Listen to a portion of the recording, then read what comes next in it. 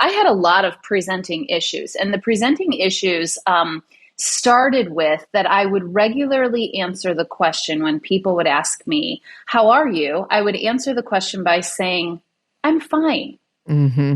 And I wasn't really fine. Yeah. I mean, I would I kind of learned how to give a Christian fine to everything that Mm. was going on.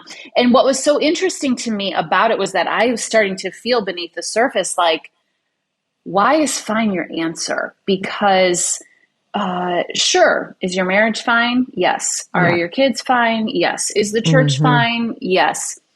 But did Jesus invite us into a life of fine?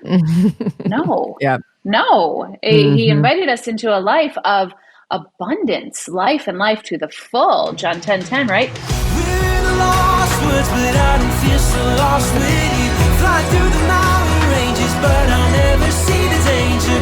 That fireballs is swinging, but our hearts are full. I'm not worried when I'm with you. Hey, you guys, welcome back to Let's Be Real. This is going to be a great episode. You're not going to want to miss any of it. And we have a giveaway. So hang tight for just a second. We'll tell you a little bit more about it. Today's guest is Jeanne Stevens. Jeanne is one of the lead pastors at Soul City Church in urban Chicago, a church that her and her husband started in 2010.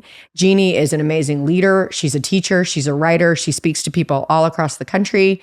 And she's speaking with us today about her latest book called What's Here Now, which is really about how do you actually stay in the present without getting hijacked by your past or hijacked by the future, but actually to enjoy where God wants to meet you right here today. So we're going to be doing a giveaway. Super excited about this. I've got Jeanne's book. I've got The Struggle is Real, one of my books that's a good companion with What's Here Now. And then I've just got one of my favorite things to send to you. This is a Pirani reusable cup. So it's kind of like, it feels like a solo cup, except so much better. And the number one thing I love about this is the size and the fact that it's dishwasher safe. So I just want you to have one. So I'm going to send you one. So head on over to Instagram. You can find all the rules there. And I hope you win. All right. Enjoy this episode. I have such fond memories of meeting you. I just think I was in a season of just exploring discipleship. We were working on some stuff at the church that I was working for at the time. And I brought a friend up and we came to Soul City, and it was just such a good experience. And this is going to be basically what your book's about. But I experienced you as just really a generous spirit. And I know what it's like to be in ministry on a Sunday morning and you're pulled in a million different directions. And I just felt like you were like very expansive with your time and your engagement. And it was really memorable. And that was probably, I don't even know. I want to say like 6 I was going to years ask, ago. how many years ago was that? Okay. I don't know. I'm terrible at time, which is, we can also talk about your body. We talk about your book. Look, I brought it. Right. About how to be present. But time is not an easy thing for me to live in. So I don't recall. It had to be about 5 or 6, I want to say 6 years. When did you guys open the building? We opened the new building, 5 years ago. See, I think it was right when that was happening. Like, I think that was right at the same time. But yeah. And then COVID messed up everything. I can't remember anything now. You know what? I don't know. I was alive. It happened. I love that excuse because honestly, before COVID, I also couldn't remember anything. But now everyone has the same excuse. And it's like, well, BC, like before COVID, I don't know. It was one of those years. Totally.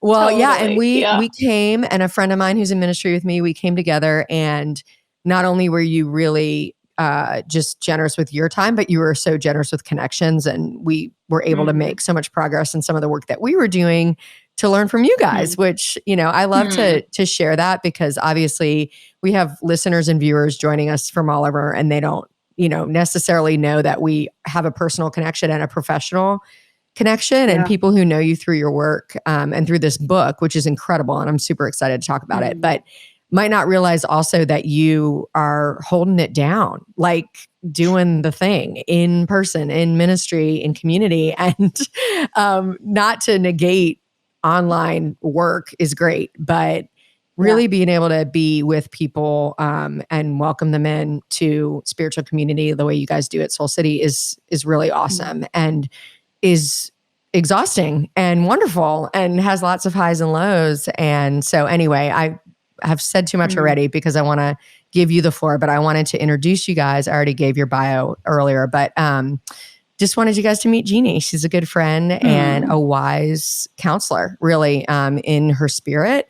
And I think you've brought something really important to the world through this book. And I'm excited for everyone to get to hear a little bit more about it. So thanks for coming.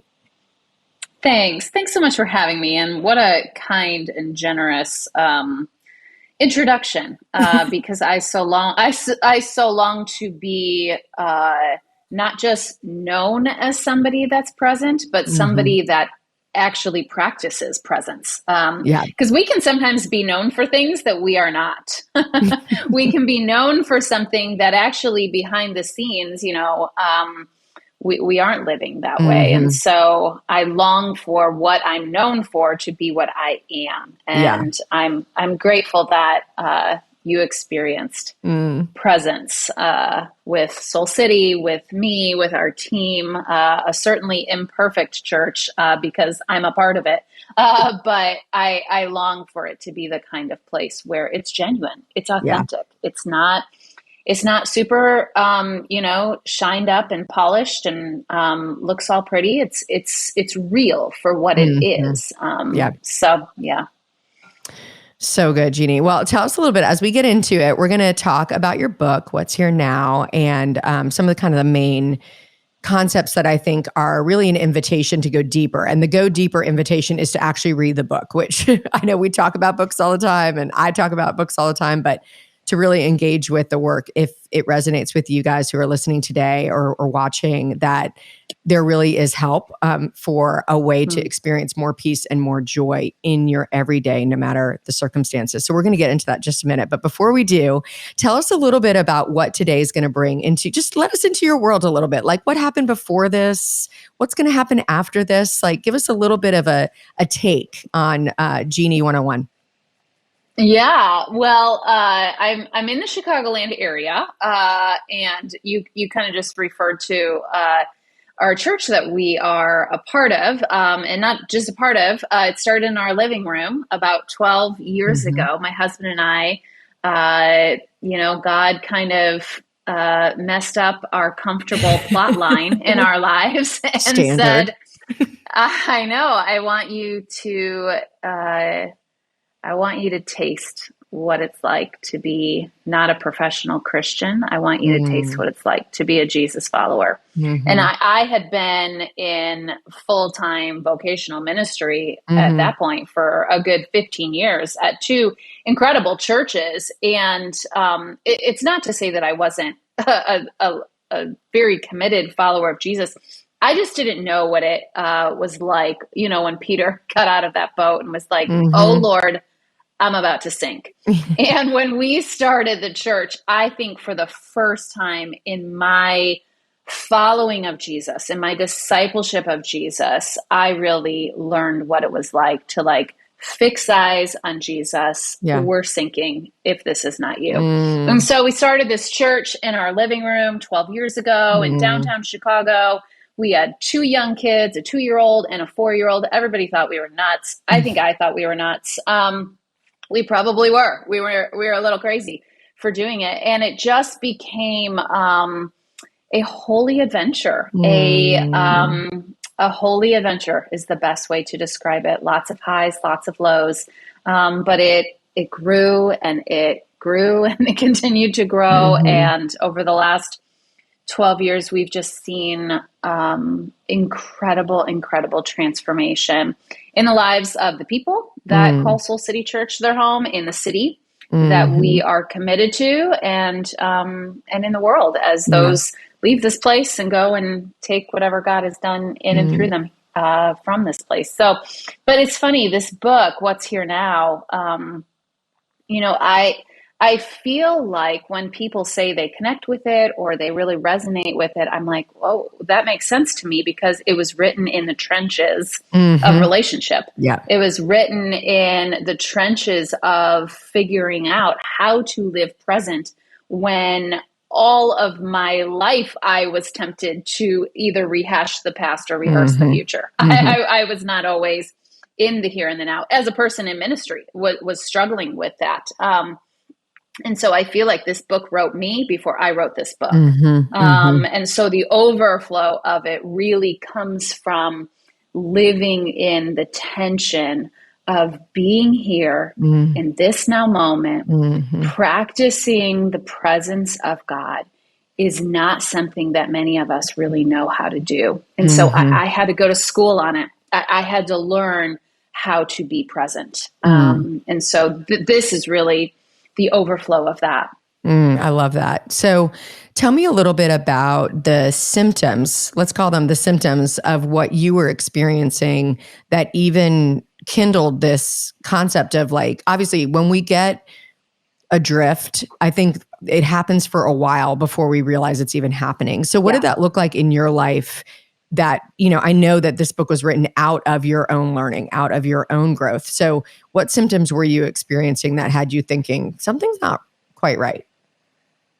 Yeah, it's such a great question, Nicole, because I felt all of the presenting issues. Like, when you go to the doctor and you're like, I've got this ongoing headache. And they're like, well, the problem is probably not a headache. Let's see what else is going on, right? I had a lot of presenting issues. And the presenting issues started with that I would regularly answer the question when people would ask me, how are you? I would answer the question by saying, I'm fine.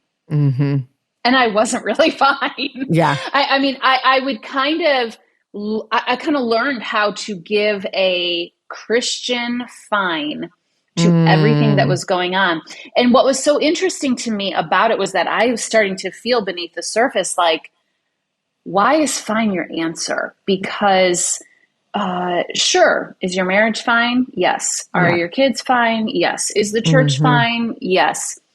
But did Jesus invite us into a life of fine? No. No. He invited us into a life of abundance, life and life to the full, John 10:10, right? And I did not feel that. And so the presenting symptoms were fine. Everything was just kind of fine, but I was dull. I was checked out. I realized that I was often mentally not in what was occurring. I was thinking about the things that had already happened, or I was contemplating the things that were to come. So I was rehashing and rehearsing. I was not receiving the now. I felt it in my body. I felt it in my sleep patterns. My weight was going up and down like it was a yo-yo, right? And I could see, like, here's all these presenting issues. What is going on beneath the surface?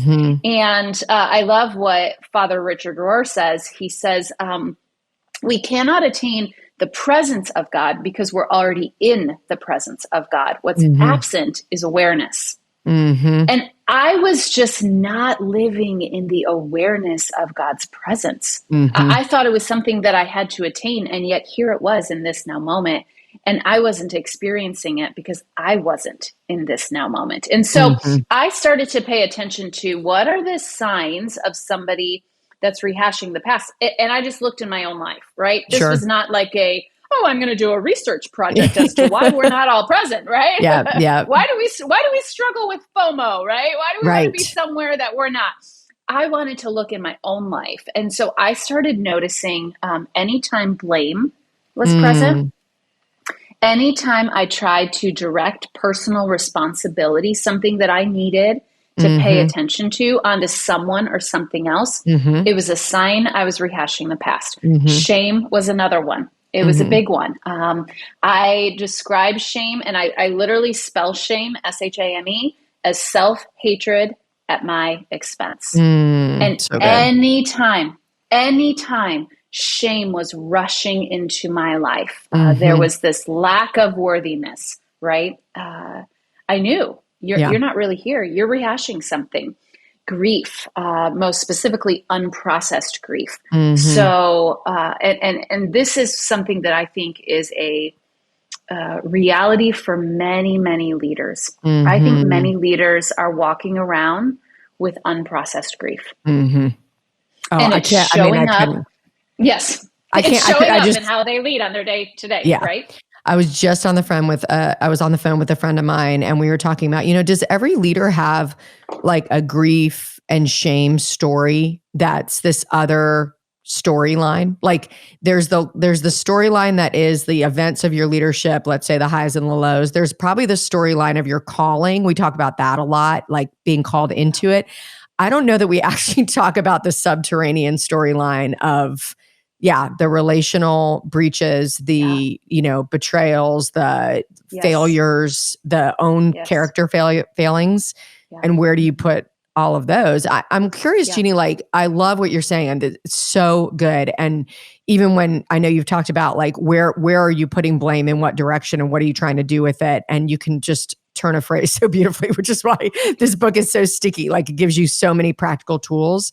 I'm curious how you feel about, because what I've experienced is that one of the times, if we were going to use the psychological term of dissociation, that you escape from the present, that you leave what you're doing, that you go into your mind, is because of what's actually happening in the present. Did you experience that as like, oh, I'm being like, it's uncomfortable right here. So now I'm going, right, I'm either going to blame and shame and rehash the past, or I'm going to escape, right, to something, hopefully to the future.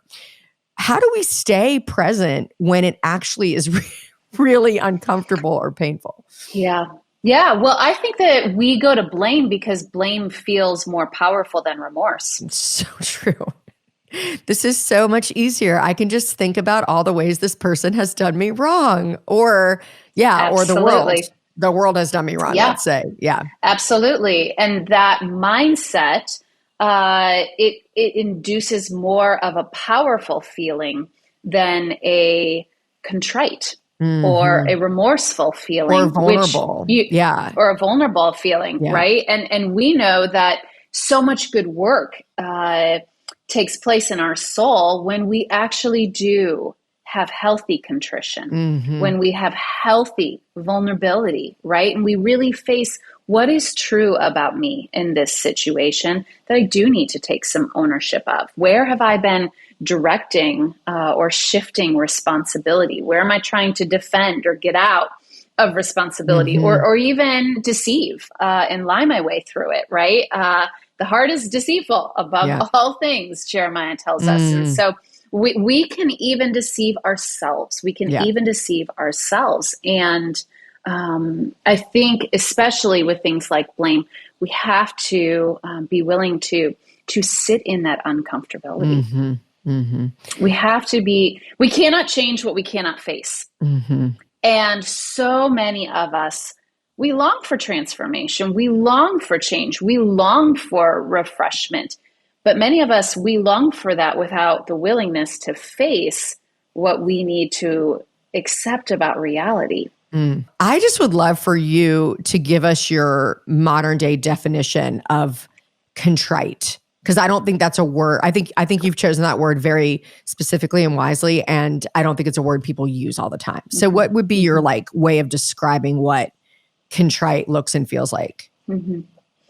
Yeah, it's not guilt. So I'll start by saying that. The scriptures tell us that it's the kindness of God that leads us to repentance. And so it's that reality of, I've missed it here.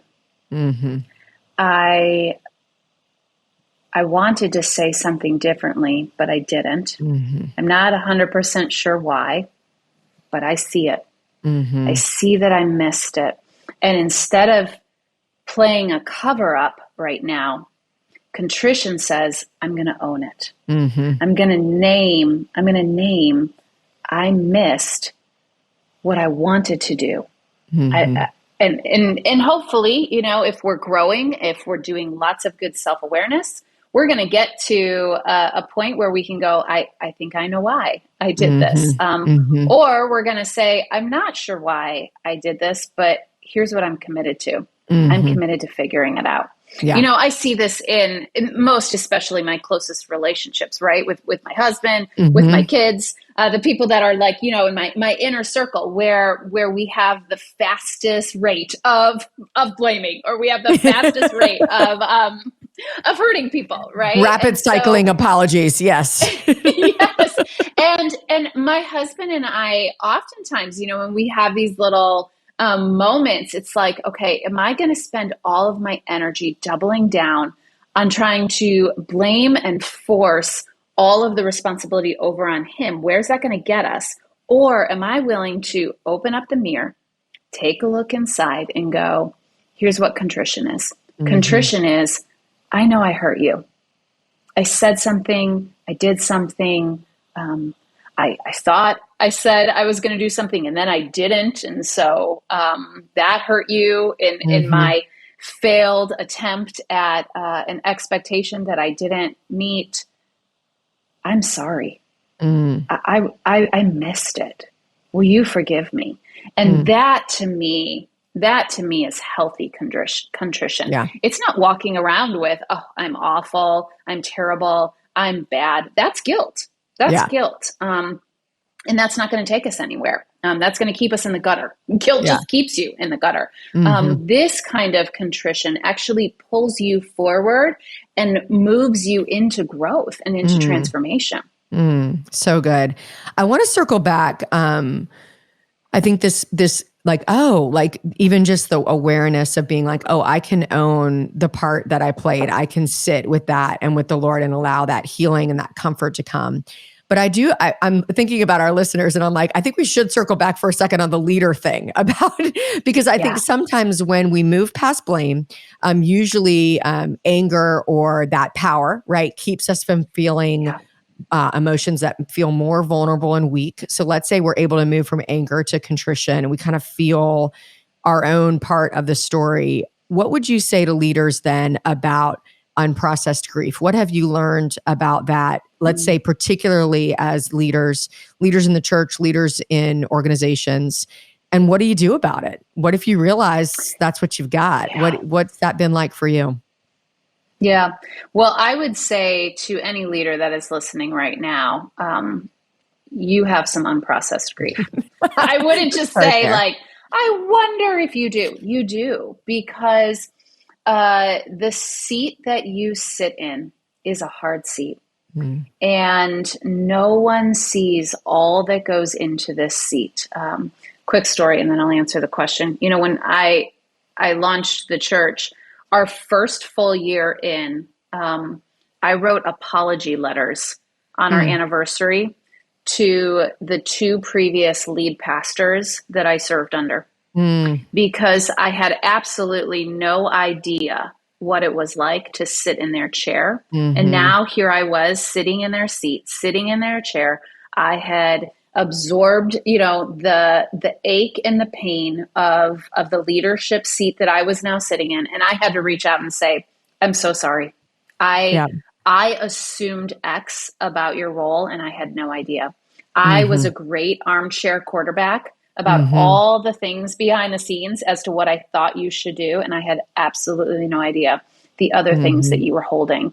And so going back into that, I think that leaders are holding unprocessed grief and we're just, you know, putting them in our backpacks over and over and over again. Oh, that betrayal. Oh, that person that said that hard thing. Oh, that moment where I was misunderstood. Oh, those people that left. Oh, that person that once really believed in what I was doing and now they've just walked away and it seems like they don't believe in what I'm doing. The work of constantly, if you're in ministry, you are constantly having to do healthy disassociation of who you are from your ministry. You are not your ministry. I am not Soul City Church. Right. But I oftentimes, when I am not healthy, overly associate myself with everyone's commentary about Soul City Church. And Gosh, it's such a tricky space to be Mm-hmm. in. And so I would just say to the leader that is walking around with unprocessed grief, it's critical that you name it. Mm-hmm. It's critical that you pay attention to where it came from. Like you Mm-hmm. really need to go, where did this come from? What story, what thing am I still holding on to? And can I move from this being an ungrieved loss to a grieved loss? Mm. Oftentimes, so many of us, we just give into the grief. And Mm-hmm. grief, it's like a wave, right? If you've ever been out in the ocean, it's really hard to fight a wave. Yeah. And so many of us, we just kind of give into it. But I actually think that the invitation from God is to grow into our grief, for there to be fruit that comes from it. And so sometimes it does, it knocks us over and it takes us out. But when we grow into our grief, there can be actual fruit that emerges from our lives. We don't have to feel powerless from it. Those are a few of my thoughts around it. I love it. I know you talk a lot about silence and solitude. How do you use that time for these kind of uncomfortable emotions? That's like specifically, and we're going to talk about the future in a second, but in this rehashing the past, which you talk about, these two things that keep us from being present are rehashing the past, rehearsing the future. And so rehashing the past, shame, blame, guilt, grief, how do you use your silence and solitude in order to move through those things? Yeah, well, I think especially, and we all have a tendency, right, to either rehash or to rehearse. And I am a big rehearser. I love a checklist. I love plans. I love thinking about the future, which isn't bad. But the challenge is that we were not meant to live in the future. We're meant to live in the now. We're meant to have a healthy plan towards the future, not live there. And yet, I think we have such a rise in anxiety and worry because so many of us are living in a not yet that's worse than our now. I mean, that's like the very definition of worry, right? Yeah. I'm living in a not yet that's worse than my now. And I think the only ways that we can learn how to turn the volume down in our life, to actually experience peace in our present moment, is to do the things that you were just talking about: silence, solitude, and intentional slowing. It's what Jesus did. And so if the Son of God had to pull away for silence and for solitude, right? The Son of God had to have rhythms to ministry, had to practice Sabbath. We have to do the same. We have to do the same. And so, it's a way that I can like touch the dial and turn the volume down on all that is constantly coming at me. People always say to me, but what do I do in my silence? What's your encouragement for those who have, you and I can diagnose why someone keeps their life very noisy. I know, like you've talked about with your worry, why you were like, when is the worry dialed up is when you have no limits, you have no boundaries, you're just, what was your third one? I remember that. You have a rapid pace, unboundaried relationships, and an excessive and unfiltered input coming at you at all times. Gosh, that was such a good one. Yes. So what do you say to people? I've had clients and mentees who keep their life noisy. And when they even think about silence, they are like so thrown off by it. What's your encouragement when it comes? Because I do believe this is the place of healing. This is the place where you can actually be present. And I know it's difficult to get started, but what do you say to those folks that you mentor that will say, that their life is it's the three things you said are happening. How do you get started? Yeah, I love that question because it's a question of, okay, you can start with one thing, right? I think oftentimes when we hear like silence, solitude, slowness, I don't even know where to begin, right? And I think the first thing that I would say is, of those three ways that you turn up the volume, which of those three do you feel most conviction around? Do you have a rapid pace that is uncontrollable? Do you have unboundaried relationships? Are you saying yes to everyone and everything? Mm-hmm. There's no limitation that you're honoring. There's no boundary that you're honoring. Or is there just excessive and unfiltered input coming at Mm-hmm. you all the time that you haven't put any good limitation on? Mm-hmm. So I would first say, of those three, where do you just go, oh, yep, that's me. That's So me. good. And so I would start with, where do you feel some healthy challenge, some healthy Mm-hmm. conviction? And then from there, I would just start to journal, why? Yeah. Why do I keep a rapid pace? Mm-hmm. Why do I feel like I have no boundaries on my Mm-hmm. relationships? Why do I have no limitations on my screen time, Mm-hmm. or on the amount of time on social media, or how much I'm watching the news, Yeah. or the intake that's coming into my life? Just start there, because it's going to be really hard to take a step into silence, solitude, and slowness if you're not going into it knowing your why. Why? Mm-hmm. I'm going into this because my pace is not the kind of pace that is going to lead me to a life that is abundant with Jesus. So Mm-hmm. I am going to learn how to shift my pace. And I think oftentimes we want to get to the practice before we know why we need the practice. Mm-hmm. And then Oh, from there, so good. once you know your why, then I would say, start small. Yeah. Start with, let's say you have too much excessive and unfiltered input. Start small. Put some limitations on your screens. Mm-hmm. Tell two people that you put those limitations Mm-hmm. on your screens, and ask them, would you ask me about this at the end of the Mm-hmm. week? Mm-hmm. Because I don't even think I can trust myself about my Mm-hmm. screen time. Would you ask me about this as a way to help me with my accountability?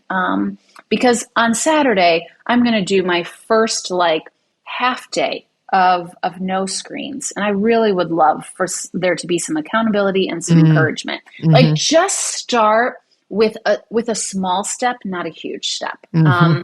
I think many of us think, like, I'm going to need to go off to a retreat center in silence for Right. 6 weeks and shut my family out and shut all of my loved ones out, right? And it's like, no.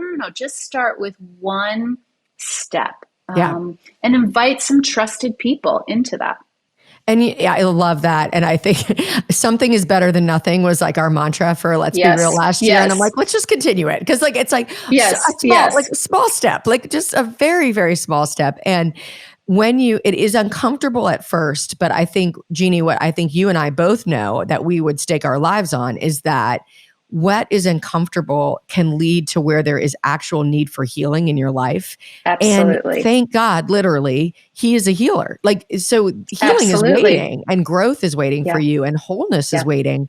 But when you can't even name, oh my gosh, I can't even say no to the, loyalty club at my grocery store because I'm terrified of what people think of me. And I live my life. My life rises and falls on people's opinion of me. Well, that's a place that actually needs healing. You don't have to figure out now Absolutely. how to fix that. Like, that's not what you and I are not leading people toward that. We're not saying like the fix is in you. What we are saying is naming the injury, naming the woundedness, naming the brokenness can actually lead you to healing, because that's what we find. That's what abundant life feels like. Absolutely. I tell people all the time, the first step is you got to notice it.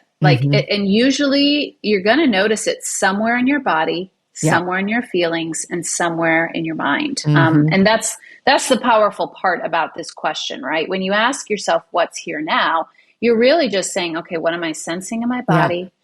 What am I feeling in my heart? What am I thinking in my mind? And those three questions ground you back into this now moment. And let's say one of the thoughts in your mind is, I can't say no to anyone, right? That's one of the things that comes up.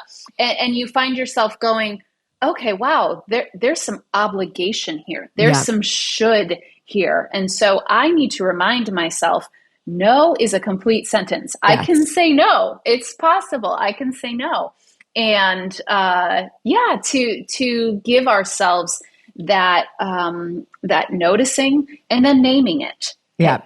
Obligation is here. And I think many of us, once we notice it, once we name it, we oftentimes go to condemnation. And I don't think that's the way of Jesus. I actually think the way of Jesus is nurture. Yeah. To love ourselves in that moment, to say, oh, wait, there is therefore now no condemnation for those who are in Christ Jesus. I'm going to give myself some loving nurture. There's a part of you, a fractured part of you, that is really looking for love, and it's coming out in obligation. Yep. Notice it, name it, bring some healthy nurture, and then what are you going to do to move forward, right? What is the next step that you can experience so that you can go on a journey to go, I'm not going to let obligation have the wheel in my life. I'm not going to let it be the driver. I'm going to notice when it's here. I'm going to name it when it's here. I'm going to give some loving nurture to myself, and I'm going to say, obligation, you don't drive my life, right? Yeah. And we start to lead from a different place. We start to really step into regular freedom instead of constantly being held in bondage under that condemnation. Absolutely. And those questions. So if you are listening and you're like, okay, this has been a very strong theme in this season of Let's Be Real. Like, I need to get in touch with what's here now. Those questions is what you can do with your journaling. You can just say, what's in my thoughts?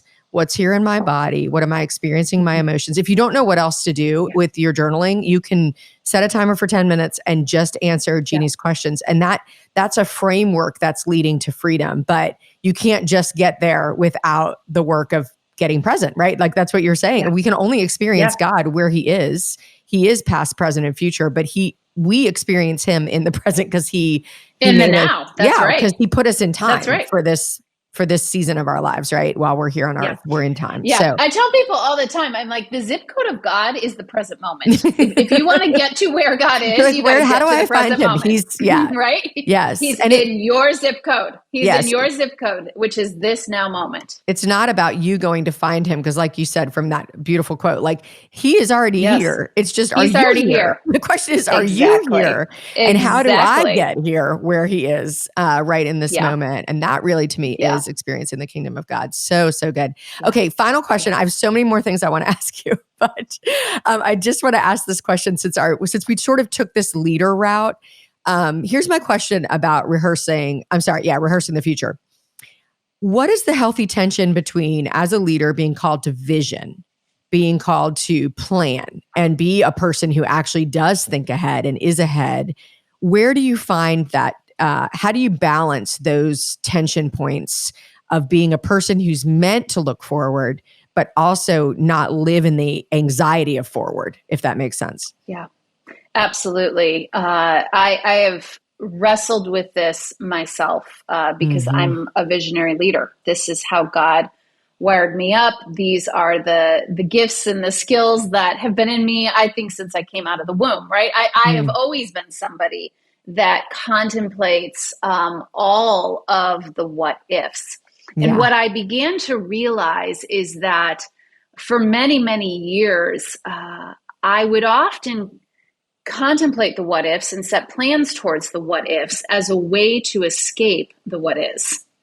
It was a way to avoid what was occurring in the present, and it felt good to come up with an advantageous, hopeful future so that I didn't have to pay attention to what was here now. And so my first realization about myself was that a visionary leader does not avoid the present. They aren't just on the, number 10 on the thinking wavelength. And, they're the person that's willing to, experience all the change, take all the risk, which usually a visionary leader is. They're going to be most successful if they can take stock of what is here in this present moment, because then they're going to set plans from a place of presence, not a place of avoidance. And I was talking with a guy literally right before I jumped on this call, and we were just going over some different documents and some different spreadsheets about the reality of our finances right now at Soul City. And I loved our call because he was just helping me see so plainly, so clearly, here's where you're at. Here's exactly where you're at.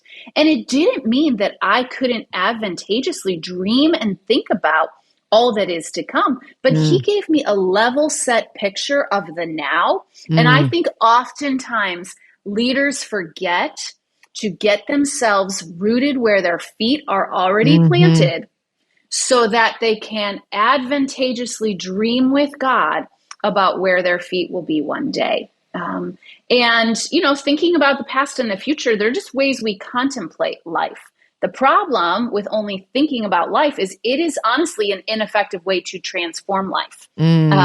We have to live in the present moment. We have to take all those future scenarios and bring them into this now moment and go, okay, I'm going to live with this future possibility. What does it feel like in the here and the now? Because leaders set the tone for their culture. And if a leader is always just kind of out in the future and all the people in the organization are like, hey, come back to earth. Like, do you know what's happening in the here and the now? Like, do you know what our struggles are today? Do you know what we're facing? Do you know what people are saying? It almost feels a bit tone deaf, right? And so a leader needs to come back into this now moment. And I often say a present leader is a peaceful leader. And that's what helps them learn how to lead with healthy power. Those things are really, really critical to leadership. And that's where I think we build confidence in the people that are following us. That's where we build healthy connections, when we are able to say, I am aware of the here and the now. I'm aware of the here and the now. And that's what this guy was doing with me today. He was walking me through some spreadsheets so that I can make some wise decisions moving forward. And I can say, in light of whatever those wise decisions are, I'm aware of the here and the now. I'm aware of what got us here. And I also know that with the movement of God and the movement of Holy Spirit, I sense we're going to go here. But here's why I'm making this decision in the here and the now for our future. And I just think that builds so much trust. And I just love it. And you said it, I just want to repeat it because I was, as you were, sharing about that difference and how you maintain that healthy tension. I'm like, like if you are a leader who only leads from the future, you will be striving most likely, and you will most likely be out of step with the people that you're trying to bring along. Because you'll either be anxious or nervous about something you're experiencing now, or you'll be impatient. And so only when you're present can you be a leader who can bring those and actually make plans from a place of rest rather than a place of striving or a place of compensation for what you wish had already been or whatever that, or disappointment or whatever that might be. So that is such a good word, Jeanne, man. I'm like, we'll just capture that piece and clip that and be like, hey guys, here's your free coaching for today. Just try to do this one thing. It's so good. Thank you so much. So I always ask everyone who comes on our show, since it is called Let's Be Real, and I like to keep us super in the moment, in the present. What is something that is just keeping you present right now in life? It can be a product, it can be an app, it can be whatever, a person. What's helping you just really cherish and value the present right now? I would have to say the first thing that honestly came to my mind, Nicole, is my kids. Our kids are around similar ages. I have a 14-year-old and a 16-year-old. And man, I'm just so aware of the clock. I'm so aware of what is to come. And so I'm trying to cherish every single moment. Our daughter is a freshman, and last night we were sitting around with some friends that had come over for dinner, and she came down the stairs and she said, hey, my friend Abby's here. I'm going to go out and chat with her for a minute. And she goes out the front door, comes running back in, and it wasn't Abby. It was a boy that came over to ask her to homecoming. And Oh my she gosh, just was I like, know. homecoming. And We it were was having the homecoming just, talk last night in our house I too, love except it. we I have the love it. boy. So I was like, you better get that Oh, poster yeah. ready, boy. It's I time. got both. Time. I got both. Yep. So his sweet little guy came over with his poster and his flowers and asked her to homecoming on the front porch. And I just was Oh, like, oh, cherish I every ounce of know. this. Oh Be my in gosh. So all good. of it with her. Enjoy it. So my kids they are my present physicians. They help me. They are doctoring me back into the present moment whenever I leave it. So, Gosh, you're making I got a little emotional here. I was like, oh right? gosh, It I was just so got great. Cameron's senior pictures back. Like I'm like, and Cameron's our daughter. So now our middle one is Yeah. the senior, and then we have another boy who's a freshman. So yeah, we're lined up, and I've got the college one too. So yeah, I love that answer. And it just encourages me today. I'm like, yeah, that's exactly what Mm, I want to do today, and today's yeah, what we can control. Today's what we have, right? that's right. That's So right. thank you, Jeannie. This has been so rich. I feel like we could talk for hours, but instead, you guys, you can just get what's here now and get all of this great content and all of these just really, really wise, settled, doable actions towards full and free life. I love it. Thank you so much for being here with Mm. us. Thank you, Nicole. Such a delight. So lost with you, flying through the mountain ranges, but I never see the danger. That final